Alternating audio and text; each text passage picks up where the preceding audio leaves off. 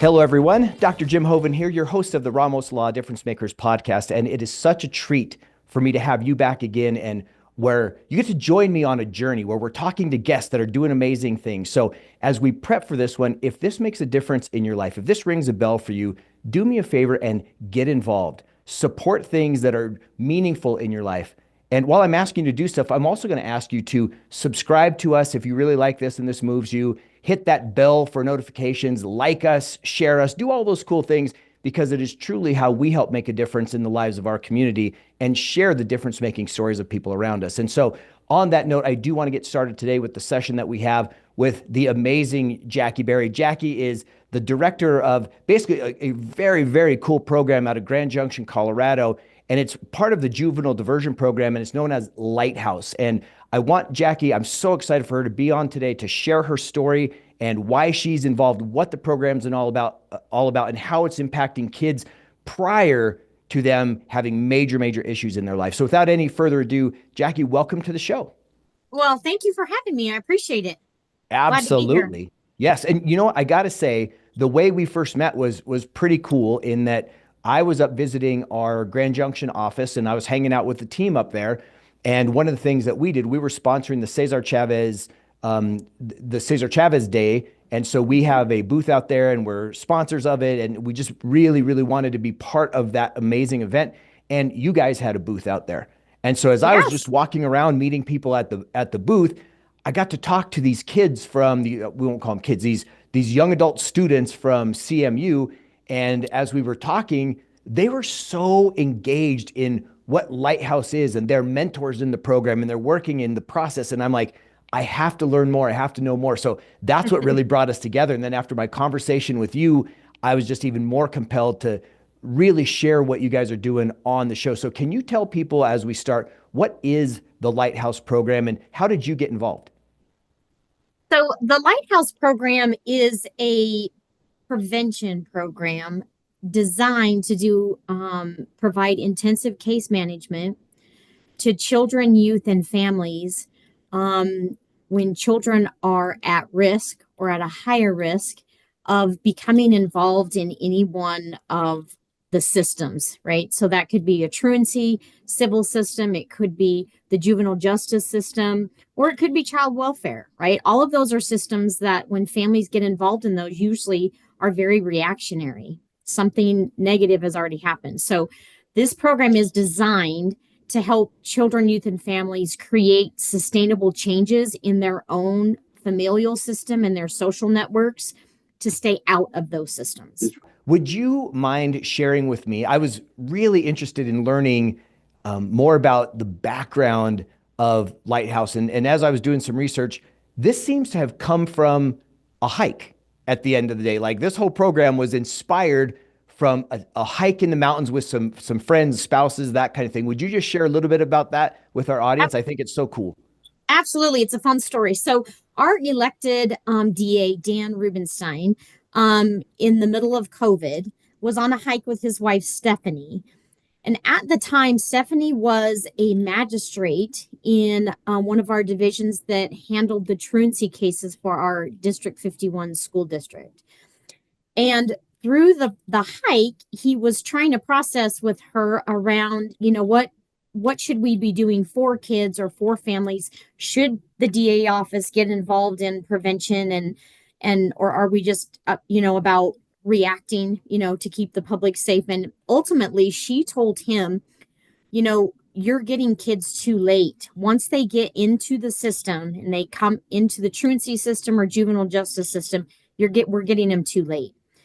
And and during this hike, they talked about going upstream when kids are starting to miss school and what would happen if we put prevention services in place to keep them in school, keep them engaged in positive pro-social activities, in hopes that it would keep them out of those systems I mentioned earlier. So through that hike during COVID is when that was born. I was actually employed with the Division of Youth Services at the time, and I got a call from him. And at the time, Trish Mayer, who was the chief DDA over juveniles, and they told me about the project and their vision, and asked me if I would come on board. And I absolutely thought it was amazing. And so I did. Wow, that's so cool. Did you have a long history in basically we'll call it juvenile health in trying to figure Right. out how to make the system better? Was that where you were brought up and you were kind of in that because of your passions, and then this was just a way for you to now have an impact earlier on the pathway for these kids? Yeah, that's a great question. So I have been involved. I was born and raised here in Mesa County, so I'm invested in our community. But originally I was doing accounting type work, but always was involved in my kids' school and things like that. And then I had the opportunity, and I met someone who did multi-systemic therapy for for families in our community. And it was mostly focused on reintegrating youth that are coming out on parole status, reintegrating them back into the community. And then trying to help families who are at risk of those kids being removed. So when I fell into that, I went back to school, and that was in 2004. I went back to school, got a different degree, and I've been working in the field with juveniles on some level since 2005. I started doing multisystemic therapy as a contractor all across the western slope of Colorado. And then I spent about 8 years with our child welfare system. And that was enlightening. And I learned a lot about families and trauma, and how we can help. And again, that was a reactionary system as well. It was built to react to abuse or neglect. And I'm grateful to have been on some tasks, some work groups to talk about more prevention services, even in child welfare. And today we have that here, especially in Mesa County, and it's amazing. And then I went and spent 3 years with the Division of Youth Services as the director of our juvenile lockup facility, which was again very enlightening. And then this role. And so the spectrum is long, right? Working with kids of all ages. And so this is our young people are our future. I do have a passion to hang out. I'd rather hang out with young people than anybody else. I guess, if you believe in fate, or if it's providential, or however it landed for me, it was kind of a natural progression to do what I do today. Jackie, that's so cool. And I think that transitions so well because you have seen, I'll just use the common vernacular. You've seen it all when it comes to kids at all parts of the system, everything from when they're already incarcerated, it sounds like, at the juvenile detention, and then now working to where, from what I understand, kids as young as 4 years old, you Yep. can try to do something that prevents or diverts that child's life from going into one of those three systems that you mentioned earlier. How does when Lighthouse gets going, how is the program structured? How's Lighthouse structured for a kid that goes into it? Okay. So while we are under the district attorney's office, we are in our current space because of funding for lack and resources. So our juvenile diversion coordinators are also Lighthouse program navigators, so they carry both types of cases. I think it's always important to remind folks that when they hear the district attorney's office, they sometimes think, oh, I don't want my kid, being known, or, coming to the attention of the DA's office. But it's important to note that we have a completely separate database, and that our Lighthouse kids go into, that we use as a case management system. And there isn't anybody at the DA's office who knows the name of one kid on our Lighthouse program. So when kids and families, more importantly, because it takes a whole family system to help change the trajectory of a kid, especially in elementary school. When they come in and they sign up, we do assessments and screenings to see what they're at risk of. So it's R&R, which is risk, needs, and responsivity. So we identify their risks. We through interviews and screenings, we identify their needs, and then we try to formulate, for lack of a better word, like a treatment plan or a case plan to help mitigate the risks, and then support the family to eliminate the need. So there's a lot of domains that we talk about. I think there's 12 of them on our assessments. And so we look at those, and that's how we create those plans. Can you give me an example? Like, let's say you got an 8-year-old, and my understanding is that these kids aren't just being recommended into the program by the courts. It could be by a medical physician, by someone at school, a counselor, by a family member, someone in the community. Like, there's lots of ways for these kids to get introduced to Lighthouse. And when they get in, you do the assessment and you determine that they're at risk of one, two, or three things, whatever it might be. Can you just lay out what a plan might look like in order to help that, not only that child, but their family, their support system as well, to grow through this process? And then hopefully, I think, as you call it, you close the case as a successful case. Right. So it's important to note that we get very few Lighthouse cases through the court system, right? Because kids are not involved or can't be involved in any kind of juvenile justice until they're 10, because that's the age of culpability here. So while we do transfer kids from diversion to Lighthouse often, because they need more extensive services that are not quite attached to their charges, they've repaired the harm, they've done their restorative justice work to finish their diversion case, but oftentimes they need more support, and they'll sign on to Lighthouse that way, from diversion to Lighthouse. But the majority of our referrals are coming from, like you said, pediatricians, the community, public health, and the school district. So if an 8-year-old kid comes in and he has more, will probably be getting that kid from the school district. My guess is they've probably dropped in attendance to maybe the 80% mark of attendance, and the school has tried some interventions and it doesn't seem to be working. So we would bring that kid and family in and do what's called a CANS, CANS assessment. And when we identify those domains, and let's just say this kid is at risk in his family domain, which would mean there's some struggles with parenting or co-parenting, maybe supervision, maybe parental mental health use or substance use is impacting that domain. So we would put interventions into place to help with parenting, right? And it could be an individual or family therapist for kids' parents or the group of them. It could be a program called Family Navigation that goes into the home that works with the family through whatever barriers or struggles might be noted there, or multisystemic therapy. We have 2 teams that do that for us here. So we would be the hub of referring those families to resources that would help mitigate the needs in that family domain. And what about the case of in this, one of the big things that blew my mind along with that was this mentors program. You guys are training and seeking out and finding these mentors. What roles do the mentors play in a case like what you just talked about versus, other parts of where in your assessments where they might need help, whether it's, let's say, instead of attending school, let's say they're attending school, but they're just not doing well. Talk to us about what the mentors do and how they do it. So that it is a super cool program, and I'm super stoked that today that's where they're at, is at the CMU job fair to pull mentors in for the summer. So one of the things that's cool about being on CMU campus and being a work study, it is because we can be a work study placement for kids at CMU.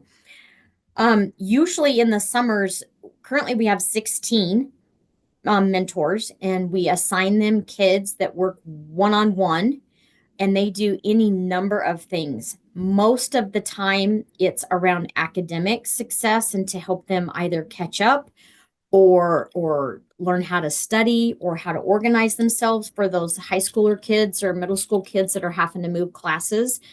But other times, it's about just being a listening ear and doing and introducing them to pro-social activities that they might not have ever been introduced to, like attending a basketball game at a university, or studying in the library on campus to learn that, this is what kids do to be successful. In addition to learning how to paint pottery or guitar lessons or martial arts or, just any number of things that are in our community Get Air, the trampoline park. Our younger kids love to go there. Mm.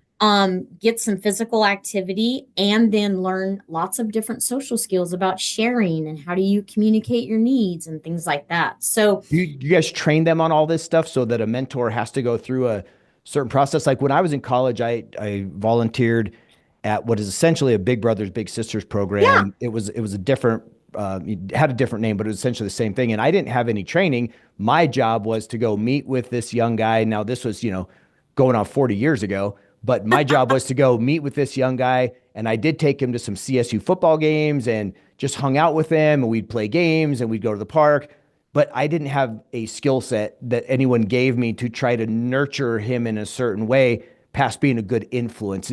How does it work in your program for the mentors? So I would like to say that we have a robust training program for these mentors, but that's simply not the case.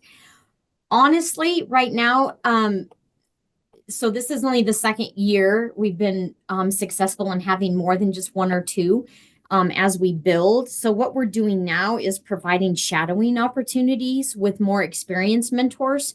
So we've identified 3 mentors that have been with us now for the at least like the last 18 months.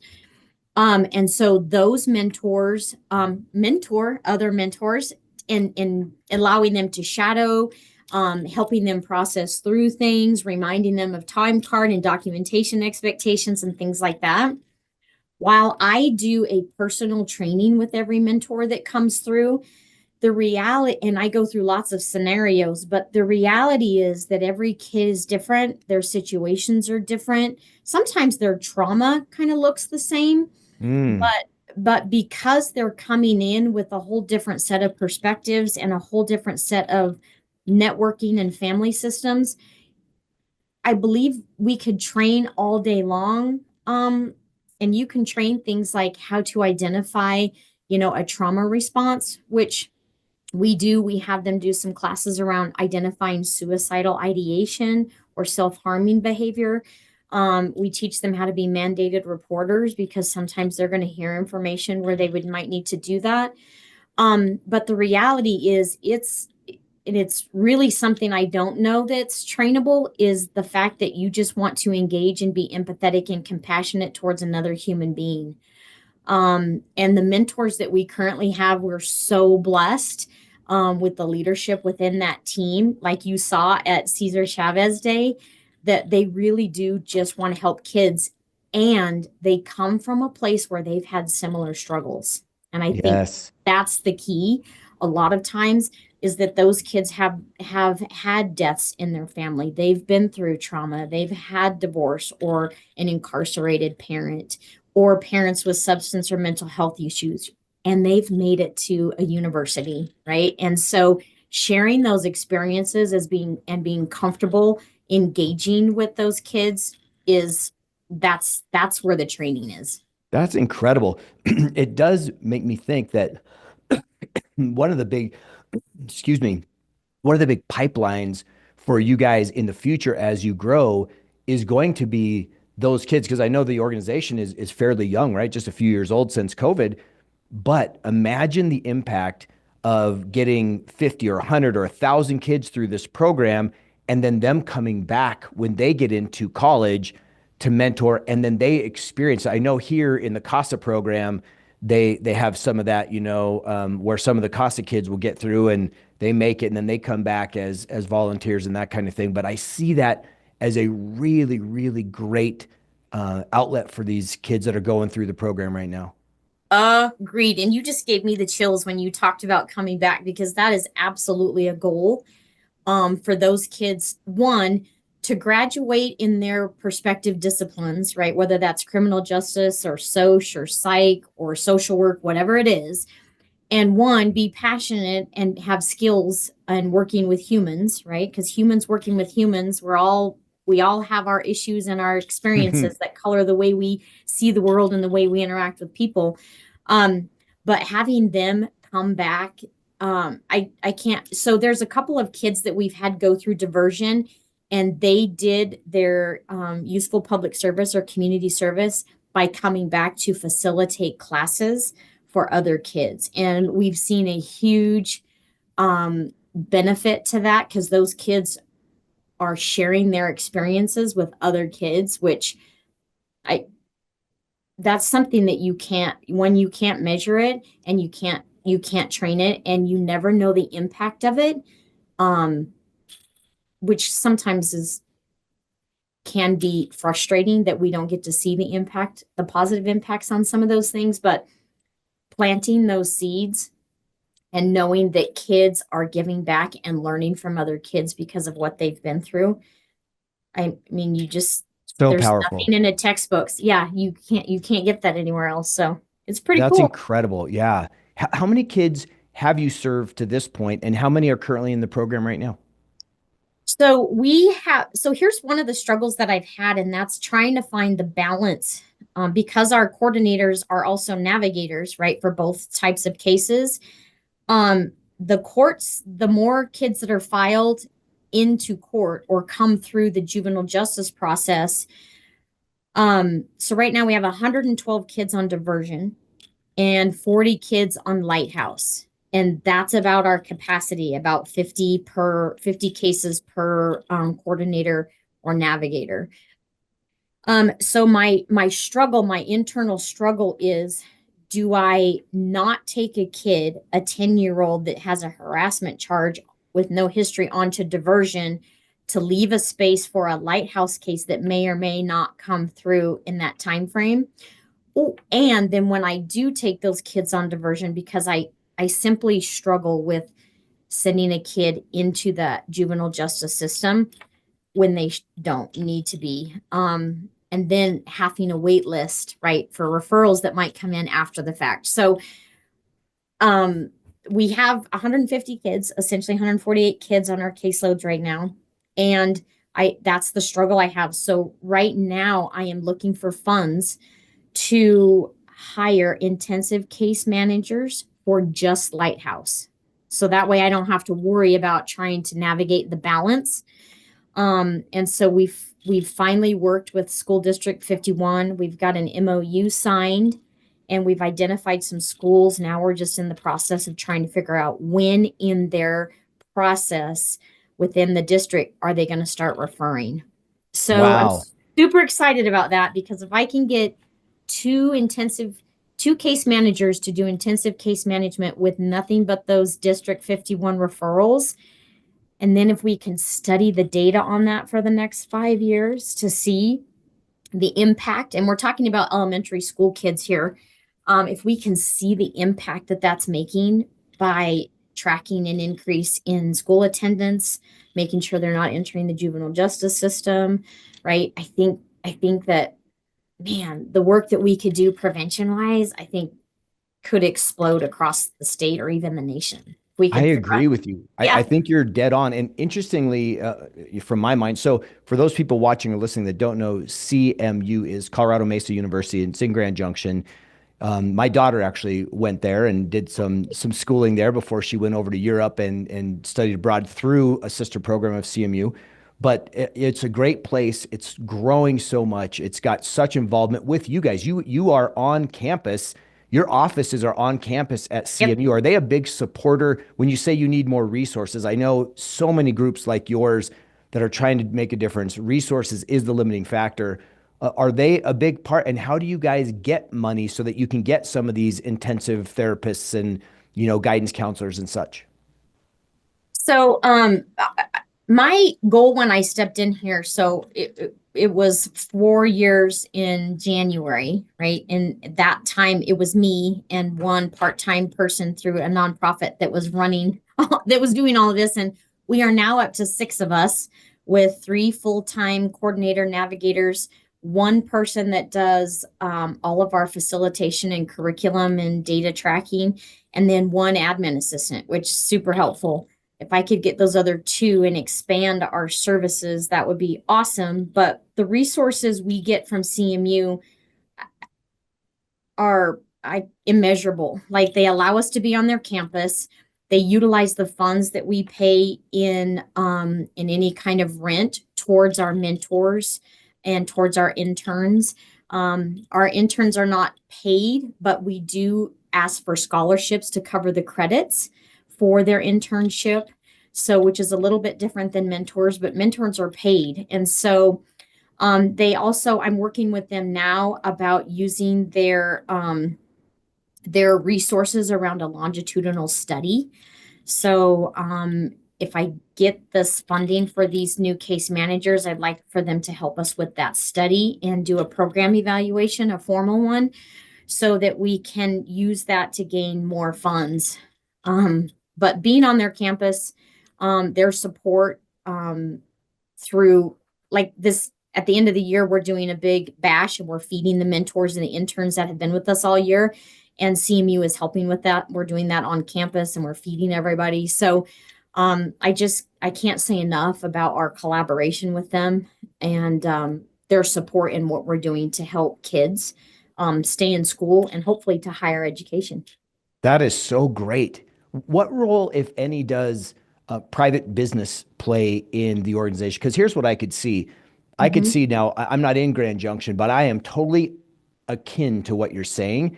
And I would love to help and, put some hours and volunteer in. And I know yours is more of a, hey, you got to be here to see these kids and be these Mm-hmm. kids, that kind of thing. But does private industry offer a way for these kids to, like you said, see something else? Like they go see a college basketball game, they go to a library and study. What if they went to someone who owned a bakery and looked at that? And what if they went to this? Yes.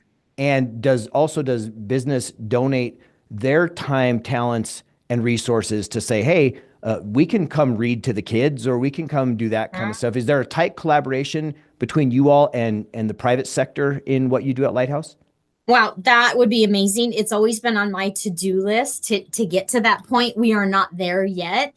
At this point, private sectors or businesses could definitely write checks for free. And I don't say that in a laughing manner, but really, the money to get people in here to expand our capacity is really what's needed right now. I would love to get to a place where we are um, in tune enough with kids that if they say, I'd really like to be a baker. I'd like to own my own business and my own bakery and to tie them into somebody in the community that's doing that would be amazing. We're just not at that point yet. So I started 4 years ago and we actually didn't get Lighthouse off the ground until about 2 years ago. So, it's a work in progress. I like to have things done expeditiously and sometimes you gotta go through the steps and lay the foundation, and I think we've done a pretty good job with that. So once we expand our ability to take on more kids and families, I think we could definitely see some a larger increase in private people or businesses coming to help us. I love that. And when it comes to working with the families, can you give some examples of what that might look like? And I don't Yeah. know if it's for necessarily a truancy thing or a grades thing, but because I'm definitely acutely aware that it takes a village to raise a child, right? And Mm-hmm. especially some of these kids that are in single parent homes, or God forbid, both their parents are gone and they're either living in the system or they're living with a grandparent or an aunt or an uncle, Yeah. or someone has taken them in. Just I I can't imagine the pressures that could bring. And so I'd be interested to hear from you what you guys do to help uplift that part of the process as well with these families. Yeah. So a lot of times we'll start at the basic need level, right? Maslow's hierarchy of need. If they don't have housing or they don't have food or so we often help with that. We connect them to the resources in the community to get that done. An example of that would be recently we took on a Lighthouse case, a self referral of a 21-year-old who took over caring for her younger siblings because both of their parents were, no longer available to care for them. And so I don't even think she was 21 yet. She was 20, but she needed help with everything. Like she got her two siblings and had no idea about anything Mm. in our community.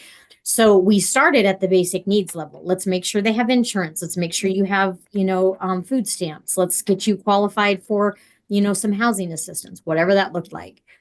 And then once we could get to there, then we talk about and do these screenings around what kind of therapy do you need? What kind of training do you need? How do you discipline? What kind of consequences should you have? What kind of boundaries should you have? And then learning about, social media when kids have smartphones at a young age and the impact that screen time and social media has on our young people and their mental health. How do you deal with that? What's appropriate? So looking at the parenting piece of it. And then school. How do you get them in school? Did you get your power of attorney? Do we need to go help you get guardianship of your siblings? So we help with all of those kinds of things. And when a kid is starting to age out and they maybe not have familial supports, helping them get their social security card, their birth certificate, their state ID so they can get a job. All of those kinds of fundamental things are also happening while we work on mental health or substance use or, any of those kinds of things. So we try to prioritize what's most needed once they have their basic needs met, but sometimes there's things happening simultaneously just because of safety or the need. Wow. And do you guys also connect with the schools? So you've connected with the families, the schools that are, whether if it is a truancy issue or not, is there something with school counselors or teachers that you guys get involved with?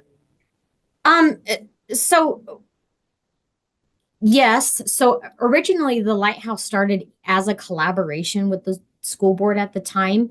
And then when they had a change in school board and kind of there was a lot of transition, and then that was no longer a focus that they had. And so we had to kind of reinvent ourselves and start over a little bit.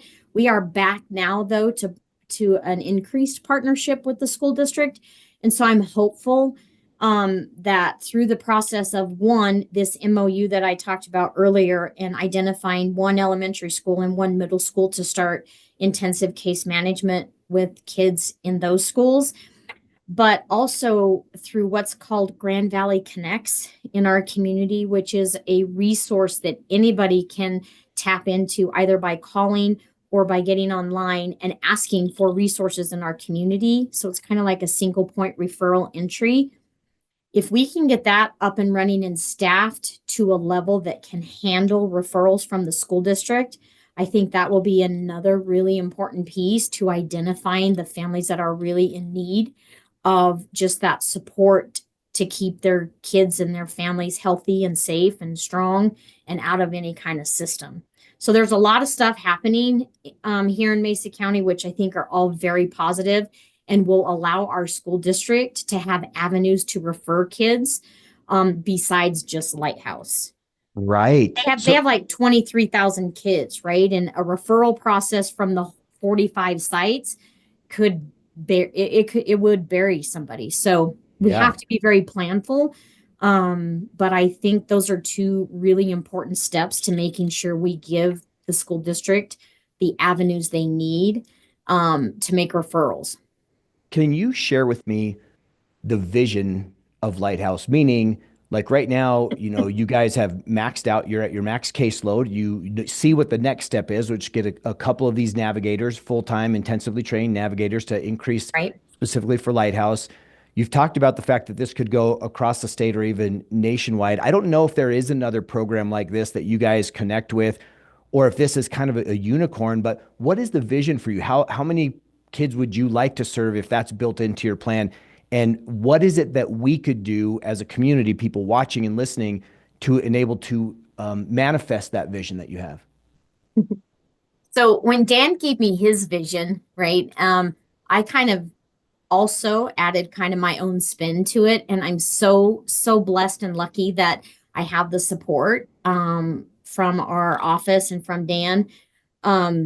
In that my vision when I started was I wanted to have 5 full-time navigators or coordinators that were working with families. And that was my 5-year goal, was to have 5 of those and a facilitator and an admin person. So I'm pretty close to that. I'm 2 down, so I'm closer.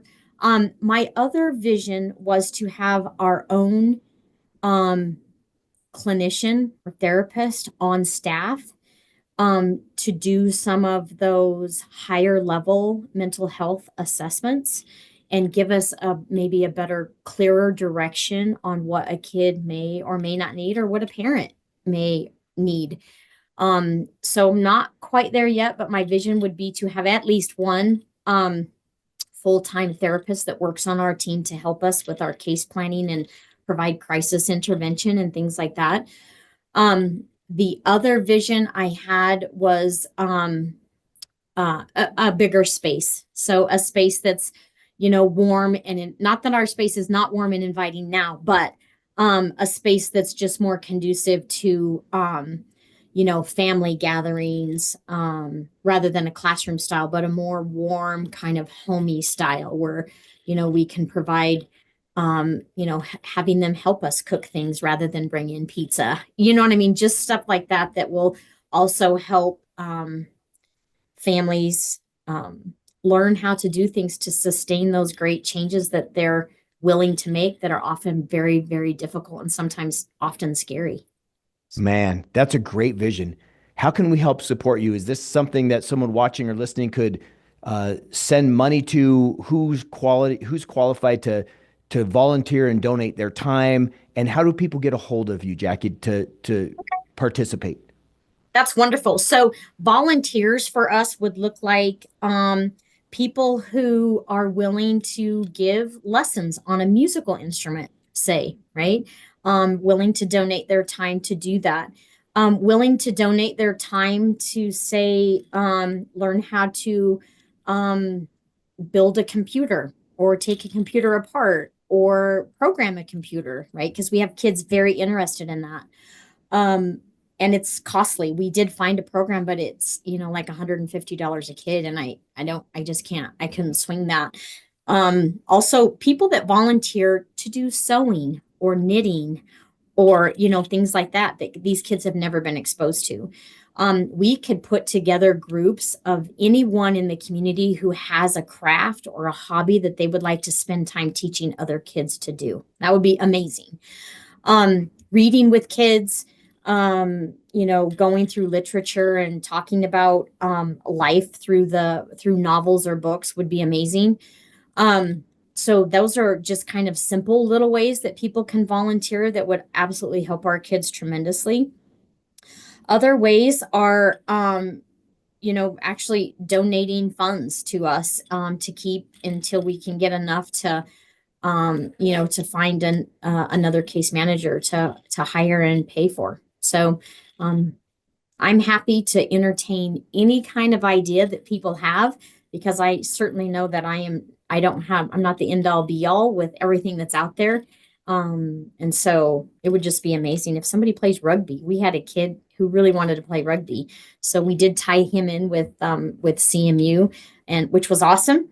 But anything really. That's awesome. I would take it. You have to pass a background check when you're working with kids, but Love it. So yeah. how do people get a hold of you, or how do they, if they want to donate funds to this incredible effort, this movement, how would they do that? So you can contact me directly with any of that, and we can talk about how to get that moving. So my direct line here at my office is 970-255-5041.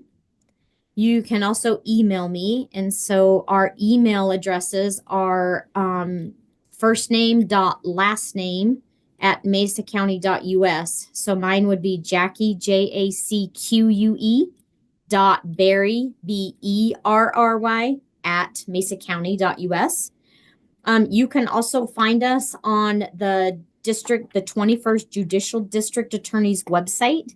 So if you go to the 21st Judicial District Attorney's website, you'll find a tab called Juvenile Programs, and our information is there as well, and you can reach out to me there.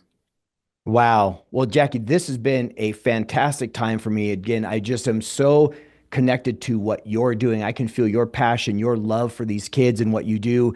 And I know that people that were watching or listening felt that too. So if you were moved by this, if you were even stimulated by this to do something, then do something. Send $5, do something. If you're in Grand Junction, you're local and you love to fly fish, go teach kids to fly fish or to mountain bike or to all these things, right? But please, please get involved. It makes all of us better when some of us get better. So that would be my plea to the audience. And Jacque, thank you so much for joining me. This has been an absolutely wonderful, wonderful time for me. Well, thank you for having me. I appreciate it very, very much. You bet. And if this was something that you love, please share it and subscribe, like us, do notifications, all that kind of stuff. And until the next time that we get together, remember that we sure appreciate you and get out there and make a difference.